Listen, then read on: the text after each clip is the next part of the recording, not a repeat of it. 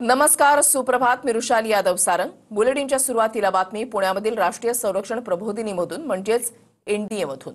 एनडीएतून आज 148वी तुकडी संरक्षण दलामध्ये दाखल होती. मात्र प्रत्येक वेळेला होणाऱ्या संचलनापेक्षा यंदाचं संचलन काहीसं खास आहे, कारण भारतीय सैन्य दलाच्या इतिहासामध्ये पहिल्यांदाच 17 महिला छात्रांची तुकडी राष्ट्रीय संरक्षण प्रबोधिनीमधून पदवीधर झालेली आहे.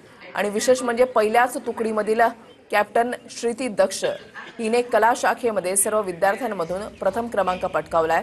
त्यामुळे महिला छात्रांच्या पहिल्याच तुकडीने इतिहास घडवलेला आहे. सर्वोच्च न्यायालयानं ऑगस्ट 2021 मध्ये दिलेल्या आदेशामुळे महिलांना एनडीएचे दरवाजे खुले झाले आणि त्यानंतर केंद्रीय लोकसेवा आयोगानं अत्यंत काटेकोर प्रवेश प्रक्रिया राबवली.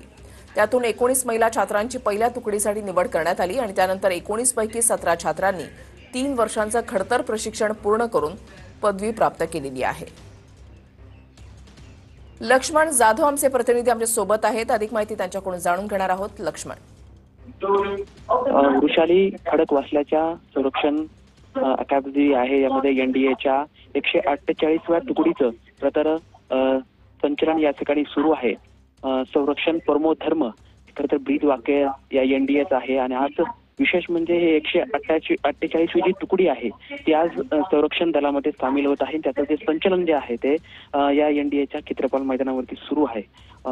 विशेष म्हणजे महत्वाचं म्हणजे या एनडीएच्या 75 वर्षाच्या या कालखंडामध्ये पहिल्यांदाच महिलांची जी तुकडी जी आहे ती या ठिकाणी संचलन करत आहे, ती बाहेर पडत आहे.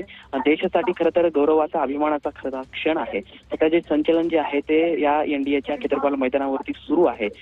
विशेष म्हणजे जो देशभक्तीचं जे प्रेम असतं ते या खरं तर जे सेवा आहे किंवा शिस्त आहे किंवा जे देशभक्तीचं जे दर्शन या संचलनाच्या माध्यमातून सुद्धा पाहायला मिळत आहे.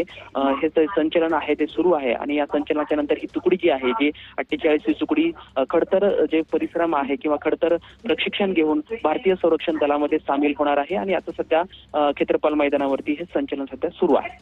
नक्कीच धन्यवाद लक्ष्मण दिलेल्या सविस्तर माहितीसाठी.